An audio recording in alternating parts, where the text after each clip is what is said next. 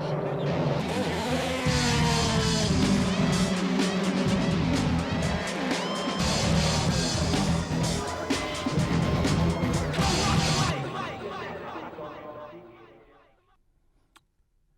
hello and welcome to the third round of the German Touring Car Masters, the DTM series. Well, we started in Germany at Hockenheim, we moved on to Portugal, and now we go to Italy for this third round. The new Adria International Raceway is 60 kilometres south of one of the world's most romantic cities. Yes, of course, you are looking here at images of Venice. The Grand Canal, the cathedrals, the restaurants. It's a great place to be.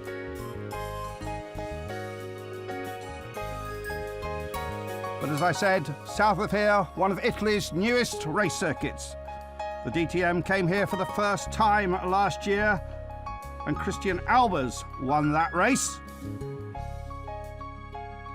Welcome to the race, the DTM. Yes, the Italian flag waves here. Hi, I'm Peter Dumbrek. Welcome to the third round of DTM in Adria. Tom Christiansen, the 5 times Le Mans winner, is going to give us an exclusive lap of the track. Actually a circuit that he doesn't know but has been learning over the last couple of weeks. Welcome to Adria. Here we go in a lap in my DTM A4. Down to the top speed into turn 1. You arrive in 6th gear, change back to 3rd.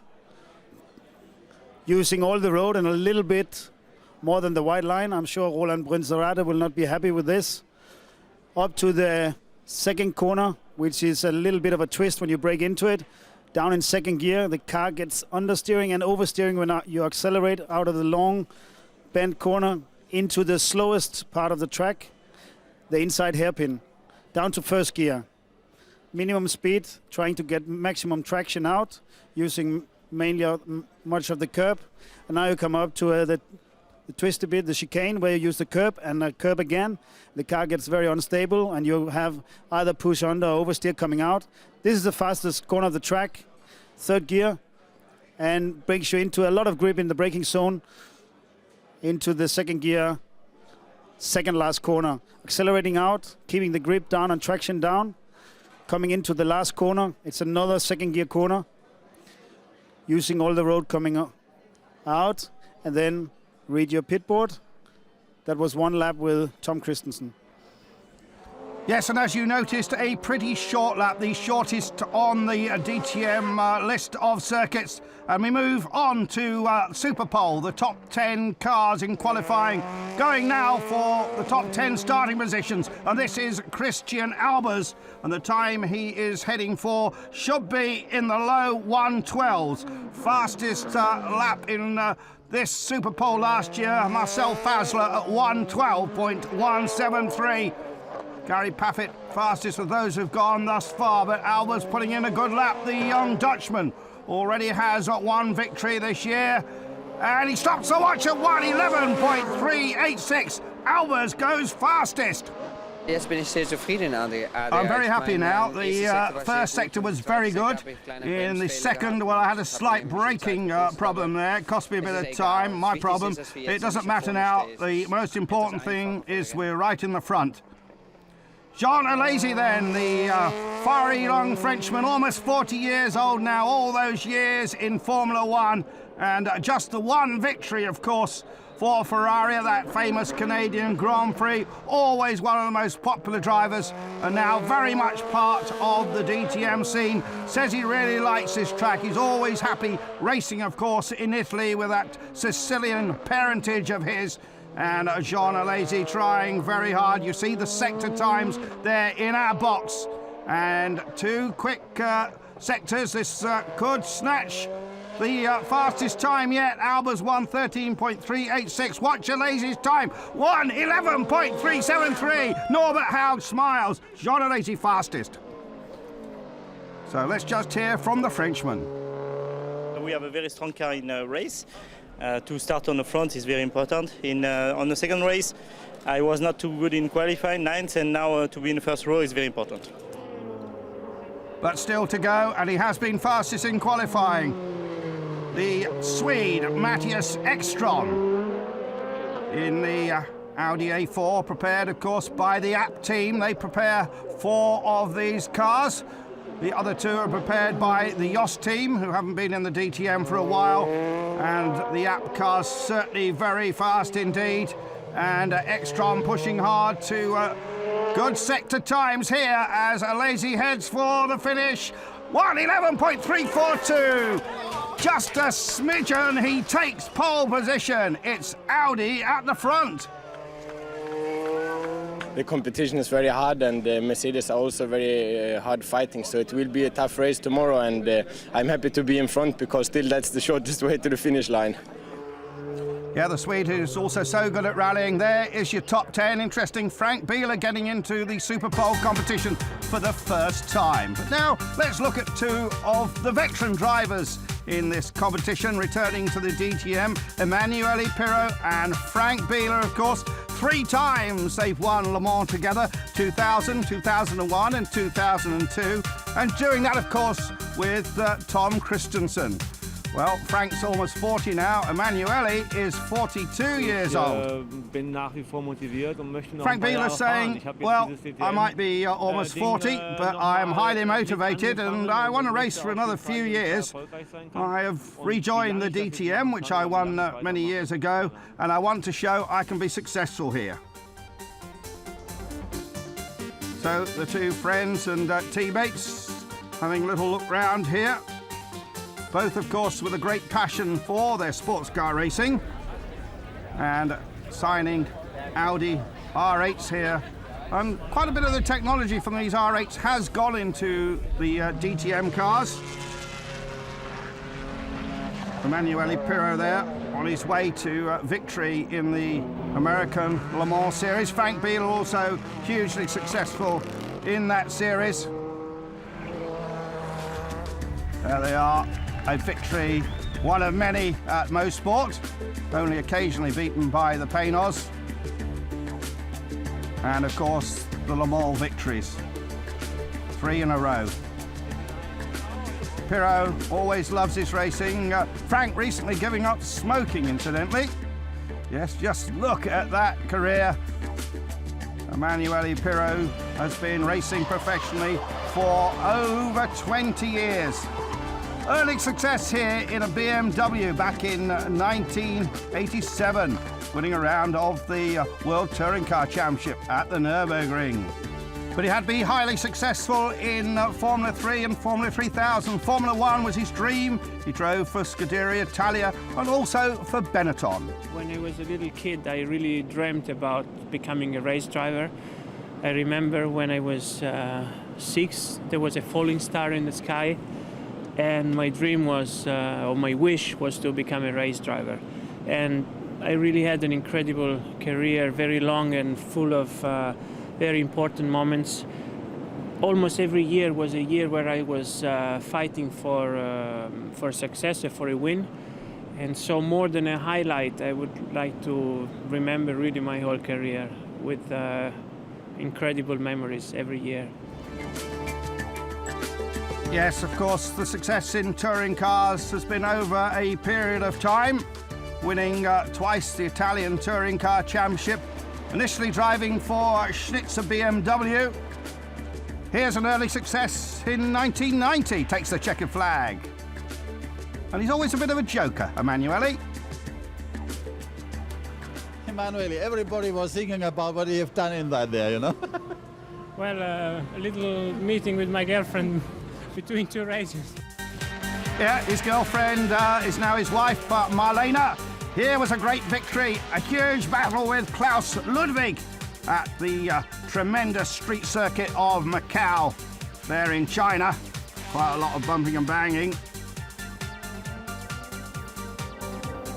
But finally he did move to Audi in 1994 and won that Italian title both in that year and 1995. Emanuele Pirro, definitely a winner, but so too is his friend and colleague Frank Bieler. He first started racing the DTM back in 1987 in this Sierra. Also one of the stars of the German Formula 3 Championship. In 1991, the DTM race on the famous Nordschleife, the big Nürburgring. There he is, taking that victory. He lives in Monaco now, but originally from the town of Neuss. He signed for Audi in 1991 and has been with them ever since. I've now been with Audi for some 14 years, and I don't think I'll join another manufacturer after this. I've always been so successful with Audi. Audi has always built me very good race cars, and so I never had any reason to think of going anywhere else. I'm sure that I will finish my career with Audi. Well, we'll see, but that's what I'm thinking. In his first year at Audi, Frank Biela immediately claimed one of his biggest successes. He won the 1991 DTM title with the awesome V8 machine. 5 years later, he was champion again in the British touring cars. And then he moved on, of course, to his run of success in the American Le Mans Series. They're both racing Audis again this year at Le Mans, but their main focus is, of course, in 2004, the DTM.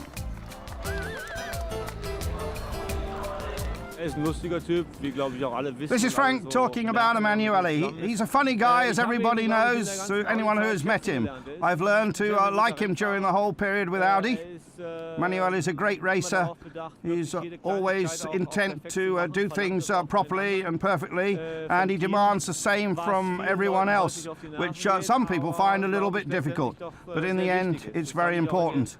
I learned that in the years when I was racing long distance with him, he was a very good and fair teammate, and we always had a very good time together, particularly those successes at Le Mans. The first few years, he was the driver I wanted to beat the most. Then we became teammates, and there's a really good trust and good feeling between us. I think we can say we're complementary because I cannot really say we have the same character, but we respect each other, and we like each other very much. So with Frank, I spent really nice years of my career.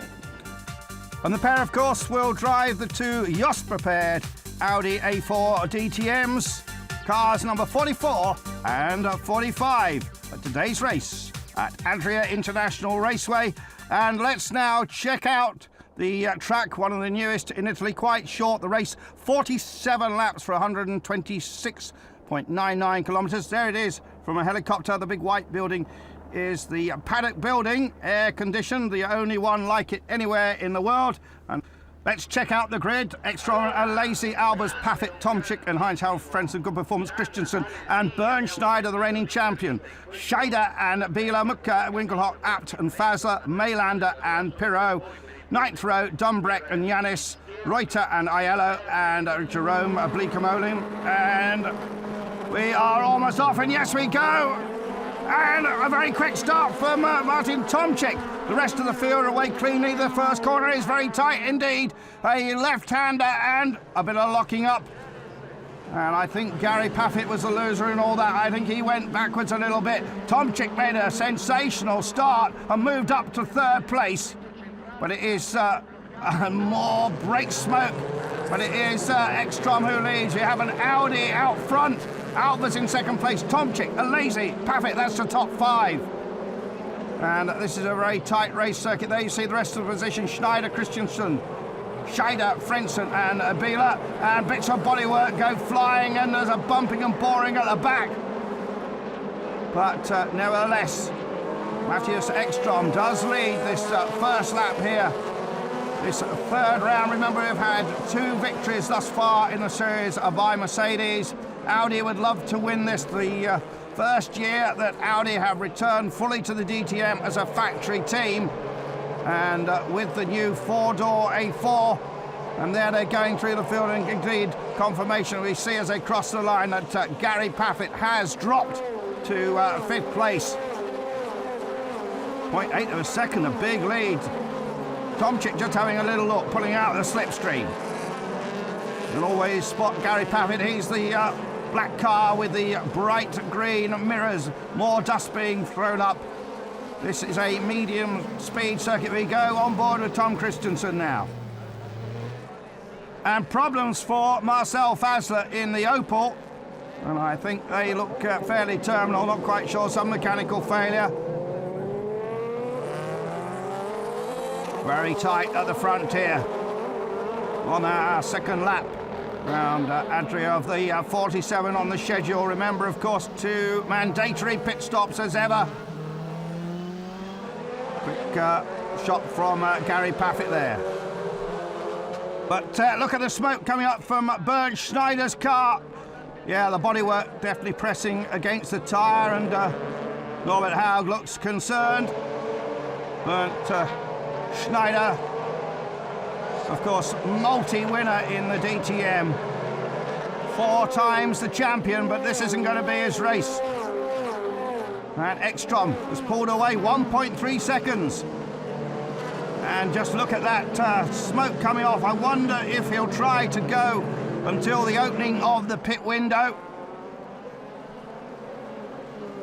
And he is dropping back. The pit crew are getting ready. And remember, even if he makes this pit stop and he's losing places all the time, he'll still have to make the 2 mandatory stops unless he can hang on to a lap 6. And that would be a dangerous thing to do.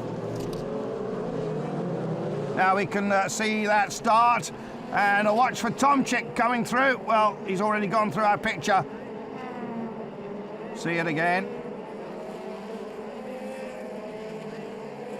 Well, Tomczyk didn't make a particularly fast start, but then he went all the way around on the outside. There he is, going around the outside into 3rd place. Now we see it from Gary Paffett's car, and I think Gary got a bit of a nudging in this. So let's just see if we can notice that. Gary taking the inside line, and, well, didn't appear to be pushed by Tomczyk. After 3 laps then, the lead now stabilised a little bit at 1.6 seconds. And Bernd Schneider still struggling. There's your second 10 there, led by Frank Bieler. And there is the battle between Bernd Schneider and Heinz-Harald Frentzen in the red car right behind him now. The 3 times Grand Prix winner Heinz-Harald Frentzen, his first year out of Formula 1, and he is all over Bernd Schneider. You'll see that smoke coming up. He knows that Schneider is in trouble. And still at the front it is Ekström who leads this. And Frentzen spun in his efforts to get past Schneider. Heinz-Harald's dropped it, but gets going quite quickly. Maybe we can see that in a replay now. And the car seems to be okay, yeah. Well, maybe he was touched by Christian Abt.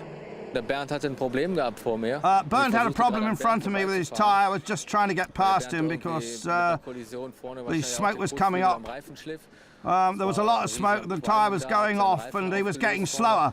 I was behind him, I just wanted to overtake him, and then in the hairpin bend, Christian Abt drove into the rear of my car and he spun me around.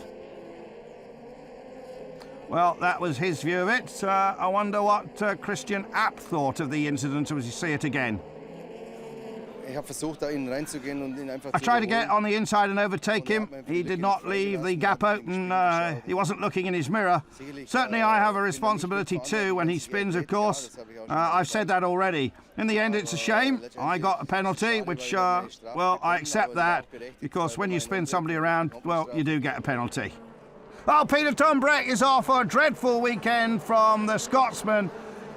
Bad qualifying, and, well, I'm not quite sure what happened with Peter there. Deep into the gravel. And the man who's been so successful for Opel last year will want to forget that race. Well, it's all going on here. And John Alesi just moving up there. A mistake by Tomczyk, and he goes past him. And Gary Paffett also trying hard to get past Tomczyk. Ekström, Albers, Tomczyk, Alesi, Paffett, Christijan, Schneider, Abt and Bieler. So fast and furious stuff at the front. There is Gary Paffett and the Audi, the Red Bull car, all over the place. And that is young Martin Tomczyk, and he's going wide again. And Tom Christiansen getting a good view of all this. And he's maybe in a position to pass them if they clash. Past the pits here at this superb facility. And the lead still 1.5 seconds. Albers just a little bit closer, and this battle really is getting hectic. Bits go flying, and Gary Paffett elbows his way through. They start side by side. Great racing here at the DTM. And has Paffett got it? No, he hasn't. Tomczyk and Paffett, but he has the inside there. Wow. Absolutely wheel-to-wheel racing. This is what we expect from the DTM. Great action, and Tomczyk went round in all that. And meanwhile, Bernd Schneider makes his pit stop. Well, Tomczyk gets going again. What a fight that was.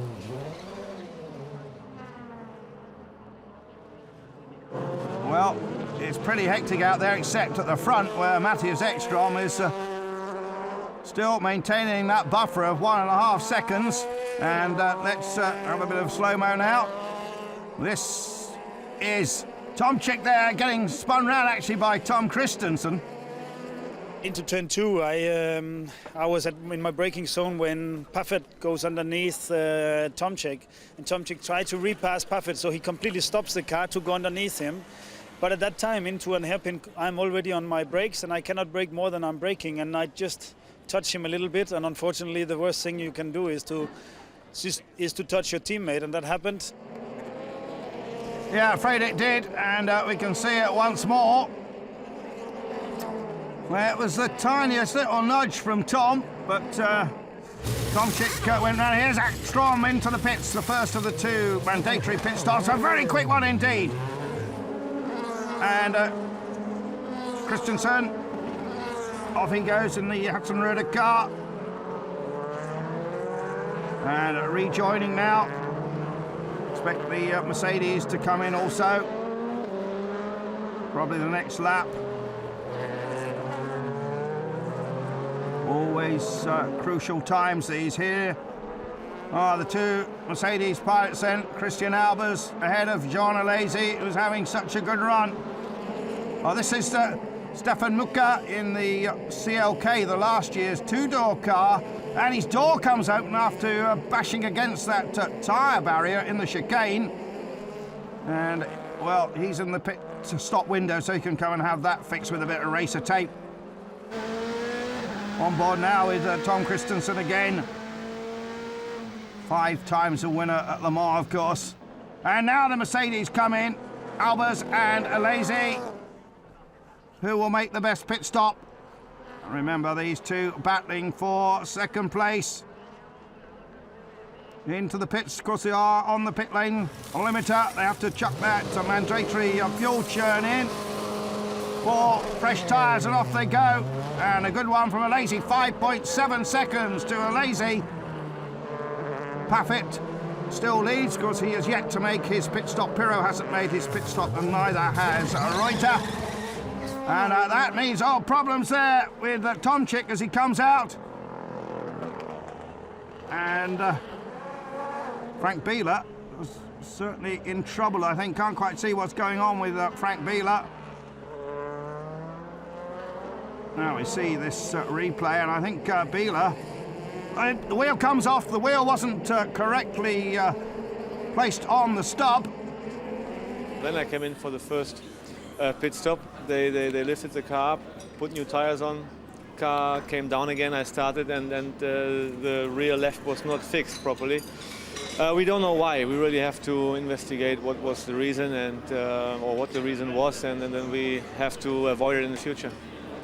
Well, at Le Mans, of course, nobody makes better pit stops than the Yost team, so pretty embarrassing for them. Meanwhile, the last of the front runners not to stop is Gary Paffett. And Paffett will continue to lead just for a lap more. And that means that Gary Paffett has led all 3 races this year. Remember, promoted to the senior team, the HWA team this year. running this AMG prepared Mercedes-Benz. All the cars in this race, of course, with 4-litre V8 engines breathing through two restrictors. And Paffett will really try and get his head down now, see if he can use the free track, although he doesn't have that much space to try and get a couple of quick laps in before his pit stop. There is Jean Alesi continuing to have this exit run, and here is Paffett pushing as hard as he can before his pit stop. Manuel Reuter there trying to pass Martin Tomczyk. Tomczyk's on the grass, and not for the first time, and the former Formula 3 racer having a very hectic time. And Manuel Reuter, of course, been with Opel so long, but still a big hard charge of the triathlete, and Tomczyk still gets the best of it.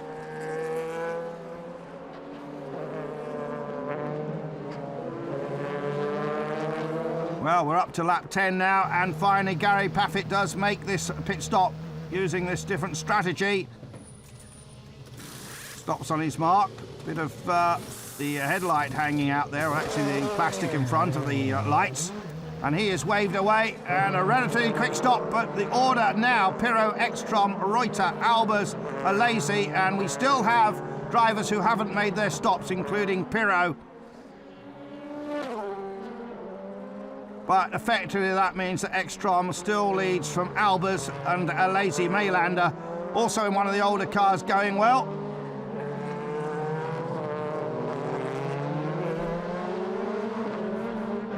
And Bernd Schneider in the Vodafone car, now in 16th place, but starting to move up through the field just past Marcel Fazler, who'd made that pit stop at the end of the first lap with a problem. And Emanuele Pirro is the new leader, still to stop. And this is the first time for many a year that Pirro has led a DTM race. I noticed at the rear the aerodynamic aids are flopping around a bit. They've obviously taken a bit of a hit, probably in that opening lap skirmish.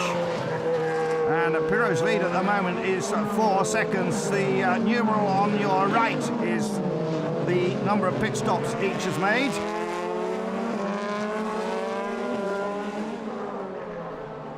And we're having a good run here from the veteran Manuel Reuter. There is Paffett going through your picture. And Heinz-Harald Frentzen continues on his way. And just past Jerome Bleekemolen in the older Opel run by the Italian team. The Euro team will only run one car these days in the championship. So Opel still looking for a victory in the revised DTM. Of course, they won the championship in the past with Manuel Reuter, but not in recent times since we had the new regulations.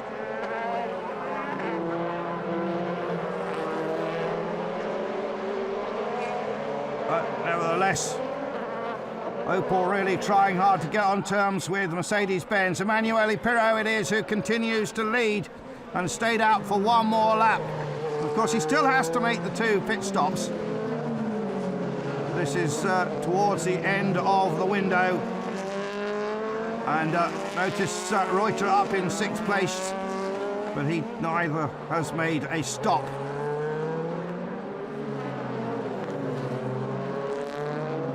Good shot of Gary Paffett, the man who joined the DTM last year.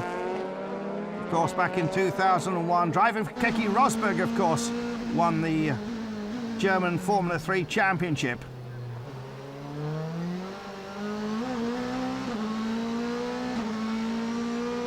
Well, looking out of the back of Gary Paffett's car.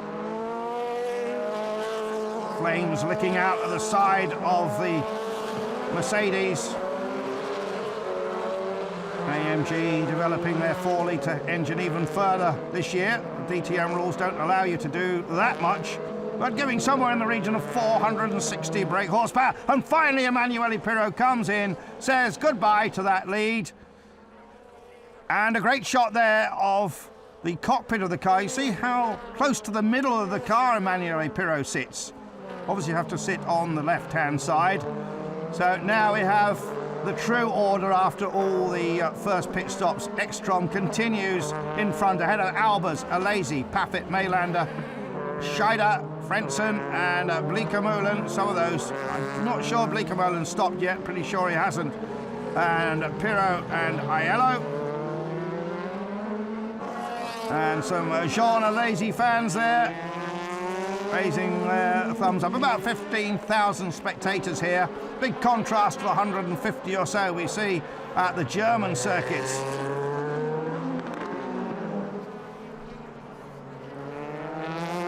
Schneider versus Heinz-Harald Frentzen for 11th place. Two men with Formula One experience.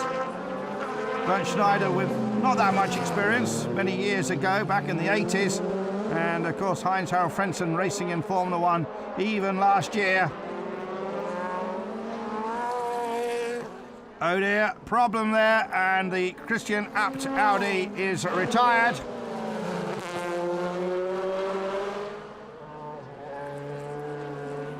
Well, this looks like a good clean battle between these two veterans. Heinz-Harald Frentzen, one of the latest recruits into the DTM. I know that Opel were delighted to get him into the series this year. He has very little experience with a roof over his head, does Heinz-Harald Frentzen. And Bernd goes driving down the inside. They are side by side. Are they touching? No, they're not. Almost. Oh, and Schneider is all over the place. He's sliding sideways out of the corner. And, well, they're certainly enjoying that down in the Mercedes men's pit.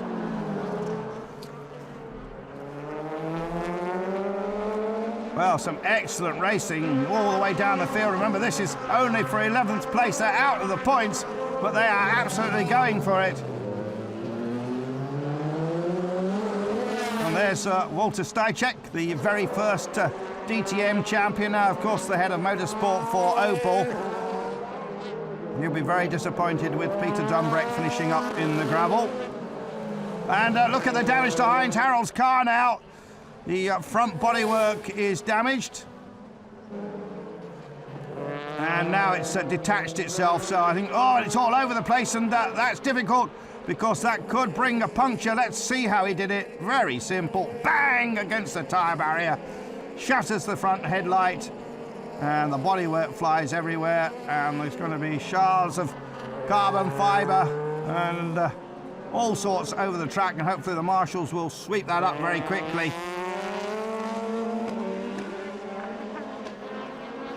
But despite all that, Heinz-Harald HHF is still in front of Bernd Schneider. Made enough money in his Formula One career to have his own bizjet. And of course, like most of them, tends to spend a lot of time in Monaco. Says he's really enjoying racing in the DTM, loves the attitude, loves the fans. And discussions continue down in the Opel pit about whether he should be brought in. Bits of bodywork still flapping, but no damage to the front suspension. And I think Bernd Schneider's dropped back a little bit. Just wonders what's going to happen next. Fast forwarded on past the second round of pit stops. All went nice and cleanly, and the order is Ekström still in the lead from Albers, and the rest of them, there you see a number of retirements. So 15 cars still running, that bodywork still flapping. And we continue to focus in here on this battle between the Opel and the Mercedes-Benz.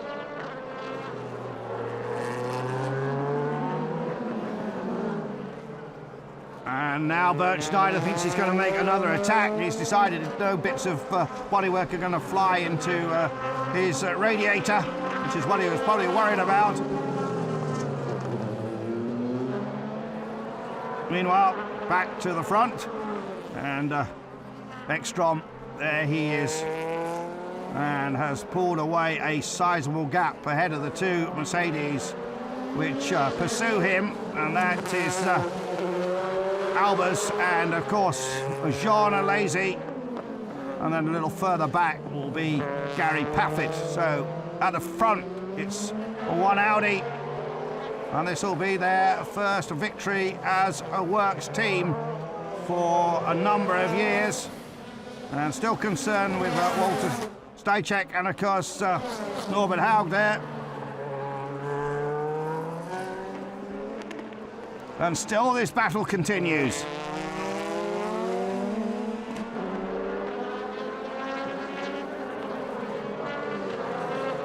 Schneider looking for a way down the outside, down the inside, and Heinz-Harald Frentzen has learned a thing or two about touring car racing and is making his car very wide indeed. Very wide, they're off the circuit, they're back on again, and still Heinz-Harald Frentzen leads in this absolutely amazing struggle between these two veterans here.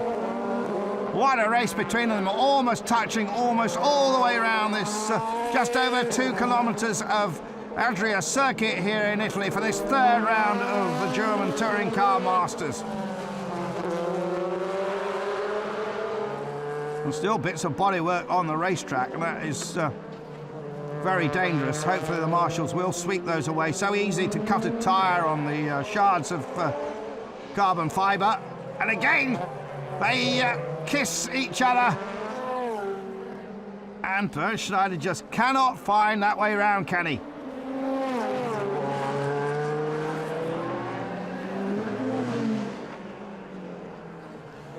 Bernd Schneider, as we said, 4 times a DTM champion. Also, of course, won the Sports Car World Championship for Mercedes-Benz.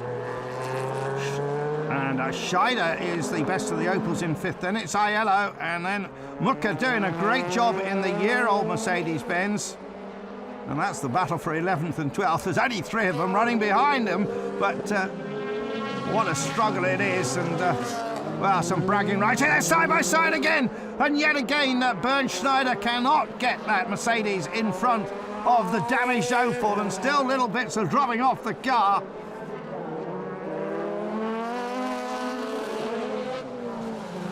Well, this battle speaks for itself, really. Doesn't need a commentary. Again, they go past that little bit of carbon fibre. Fortunately, it's offline. Flames spit out of the Opel. Oh, and Bernd really gets it sideways and tries to get down the inside again. And they are side by side. And he's going to do it this time. And no, yes, he does. And Bernd Schneider finally gets past Heinz-Harald Frentzen. And will he give him a little friendly wave? No, he's concentrating far too much. Well, Walter Stejček and Norbert Haug, there's their reaction. Fairly poker-faced at all that. And still that little bit of bodywork is flapping. Whoa, that's how it happened in the first place. And it did take quite a big hit. I'm quite impressed the suspension wasn't damaged. They're all watching the television.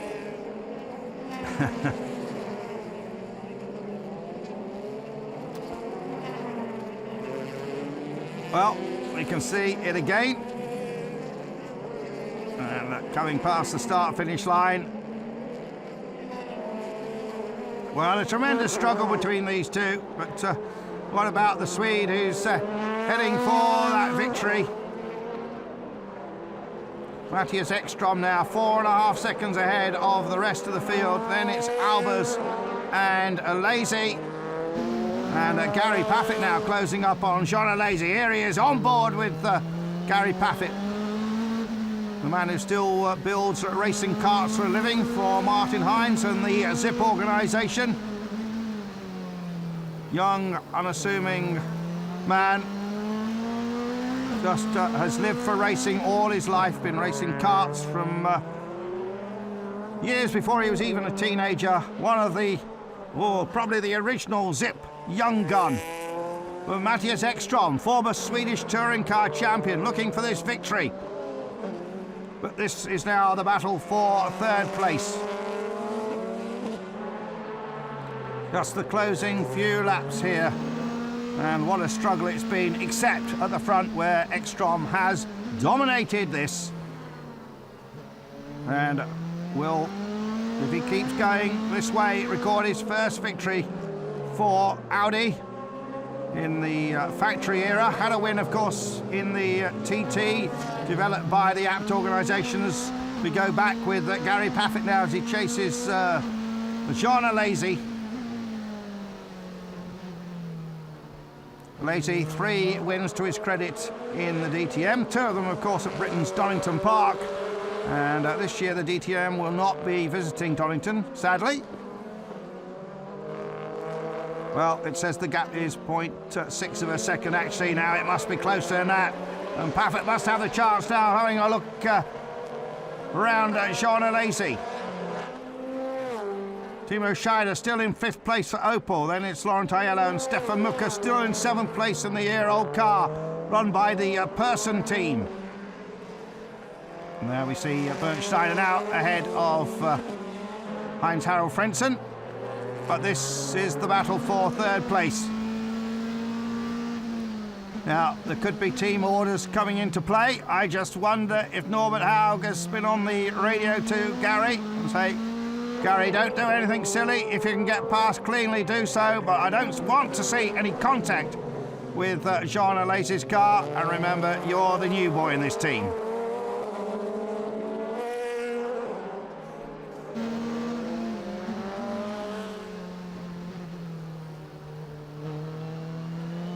Gary Paffett, of course, scoring that sensational victory at Hockenheim in the opening round of the DTM.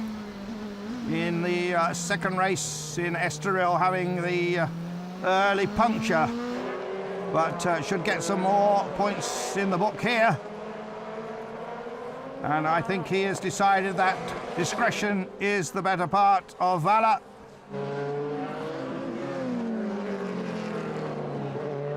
He isn't trying to pull out under braking there, is he? Just dutifully tucked in behind. And some great onboard shots here. Superb traction from these machines, all of course on the regulation Dunlop tyres. Pirro and Christensen, who we profiled earlier, in 9th and 10 places in the Yost run Audis. But the Audi at the front, run by the apt organisation, who have carried the banner for so long for Audi and now are a fully fledged factory team, of course, in the DTM. Bringing some 50 or so personnel to each race.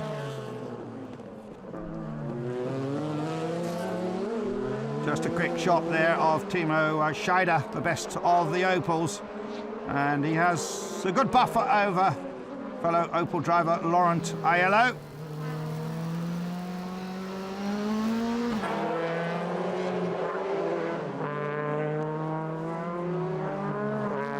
Ekström then just continuing on his way. He's found a tremendous rhythm here. Second goes through our picture, Albers from Holland, and then this 3rd place battle between Paffett and Alesi. Paffett in the black car, Alesi in the silver machine.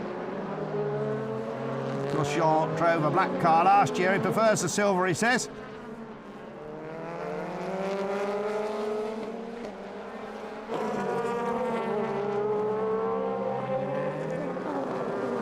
Well, Gary Paffett, one of the young guns. Jean Alesi, one of the most experienced drivers. The most experienced driver, I have to say, in the whole of the DTM series. This is 3rd year. Like Heinz-Harald Frentzen, dropped out of Formula 1, joined the DTM. And thoroughly enjoys this form of racing. And one of the publicity lines for the DTM is Formula 1 with a roof on.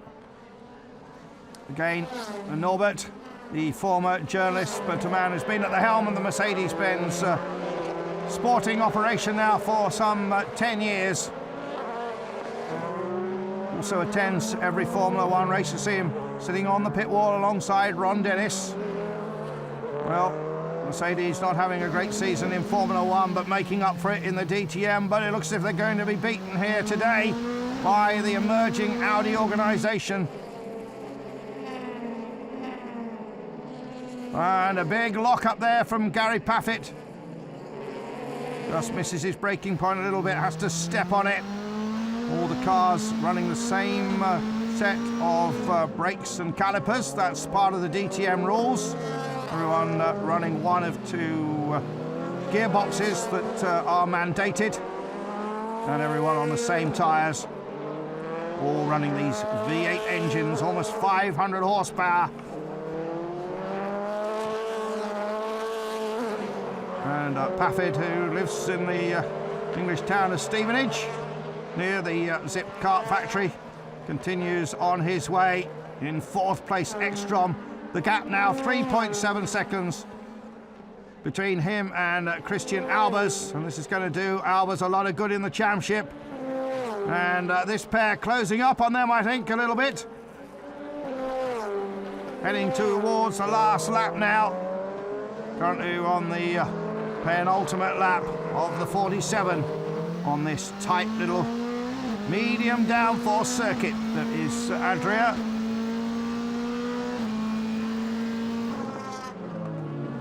But what a run it's been for Mattias Ekström. What a season he's having. Remember, he had that great victory in the Group N section of the Swedish Rally, a World Championship rally. One of the few drivers, professional drivers, who is a genuine all-rounder. But here is a man in 2nd place from Holland, Christijan Albers. Had a great season last year. Takes a lot of the run-off strip now. And what about the curb? No, it doesn't take too much curb. And the gap just decreased by 0.3 of a second. But I don't think Albers really has any chance at getting to Ekström now. We are on the, or just going on to the last lap. The pit boards come out for the last time. And apart from the pit stop times, the bits of rubber now fly off the tyres, and we join Gary Paffett. Ekström has dominated this race. Gary Paffett now dropped back to consolidate his 4th place, which should give him 3rd place in the championship. But the Red Bull car, the apt sport prepared factory Audi A4, heading for its first DTM victory. Supremely driven by Mattias Ekström. The Swede here has been in control. He is reeling off this last and final lap. And still that little bit of bodywork is on the track from Heinz-Harald Frenzen's car. And I'm sure Ekström is now thinking about any odd noises you can hear. Will the gearbox hold out? Will the engine hold out? And he takes a checkered flag and a famous victory for the Audi A4. And he stops right in front of the pits and then does a big burnout.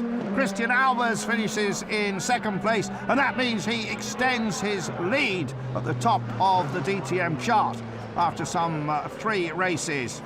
And Jean Alesi comes home in front of Gary Paffett. Timo Scheider crosses the line, Opel in 5th place. And Audi, plenty to celebrate.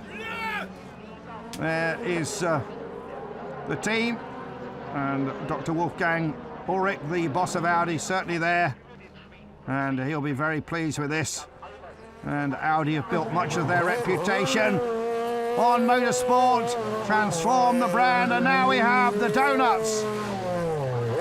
And can he make it 3? Well, it never does the clutch much good, and those tyres will only be souvenirs after all this. I'm really happy today. Mattias did a tremendously good job. He did an excellent race, and we have to say he was alone there in the front. 3 very fast Mercedes behind him, and he knew that they would never stop pushing on him, but he managed it by himself to be quick and constant all the time. And he had a team that made 2 tremendously good pit stops. So all this together gave him the chance to win the race, and that's what he did. Ekström the winner, yes indeed, from Albers, Alesi, Paffett, Scheider, Ayala, Mucker in the old car, Tomczyk, Pirro and Christensen. We have a good team result. We are 2nd, 3rd and 4th, and scored quite a lot of points for our drivers, and so we are okay. Christijan Albers is still leading the championship by only 2 points. Compliments to Mattias Ekström, the Abt Audi team. They did a good job. We're just a little bit quicker, but I'm pleased. You cannot win all the races, and if the 2nd best result is 2nd, 3rd, and 4th, and having a last year's car in the points, so in the top 7 rankings we have had for Mercedes. So as a team achievement, this is really great. So Albers leads the championship by 2 points from Ekström. Paffett is 3rd, Tomczyk 4th, and Tom Christensen is in 5th place. And the celebrations of Mattias Ekström. Let's hear from him now. First starting from pole position, leading after the first corner, having 2 good pit stops and a perfect strategy and winning the race. So for sure I was extremely happy crossing the finish line, because I think me and the team and everybody that work for this deserve it very much, because we were very close in Estoril and now we managed to happen. So for sure I'm very happy that we managed to win this race, because it's very important for me and Audi and Abt and all the sponsors and mechanics and the whole team. Yes, indeed, the victory podium there, and we can hear from the man who gave good chase to the Mercedes-Benz, Christijan Albers. I'm really happy with the result. Mattias Ekström was really quick, so he deserved it, to have a victory. And but we will see next race. The C-Class has a lot of potential in the car, and I think we will be quick. 5th place for the Opel was Volker Stajcek happy.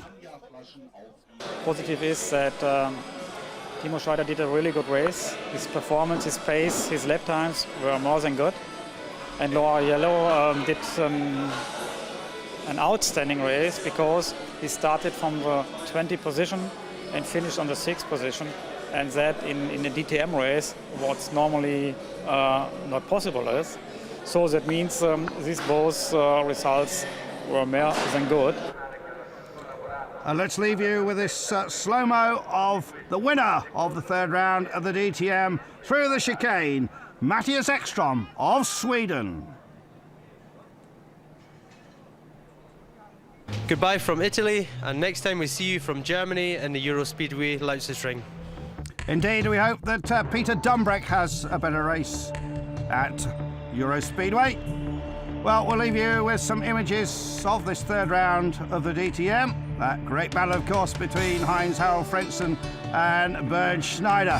But for me, Andrew Marriott, goodbye until the next time.